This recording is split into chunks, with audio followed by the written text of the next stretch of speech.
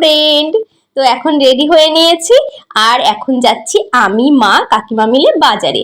যেহেতু সামনে নববর্ষ আসছে আর আমাদের এক জায়গায় ইনভিটেশনও আছে, তাই যাব একটু কেনাকাটা করতে। মেন প্রবলেম হচ্ছে আমি ডেলি বেসিসে যে চশমাটা ইউজ করি তোমরা অনেকেই জানো, ওটা আমার হাত থেকে পড়ে ভেঙে গেছে।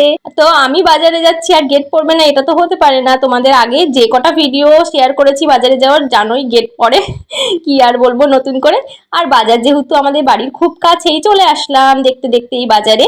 আর এসেই আমরা প্রথমেই দরকারি কাজটাই মিটিয়ে নিই, যেহেতু আমার চশমার খুবই প্রয়োজন কাজ করতে গেলে। তো আমি চলে এসেছি চশমার দোকানে। আমার ফ্রেমটা ভেঙে গেছিলো, কাজগুলোর কিছু হয়নি, তো ওই রকমই ফ্রেম আমি একটু চুজ করে নিচ্ছিলাম।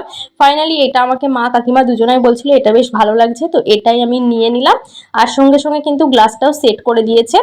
আর তারপরে আমরা চলে আসি চশমার দোকান থেকে বেরিয়ে জামা কাপড়ের দোকানে। সামনে নববর্ষ আসছে, পয়লা বৈশাখ আসছে, তাই জন্য আমরা বাড়ির সকলের জন্য নতুন নতুন জামা কাপড় একটু নিয়ে নিলাম।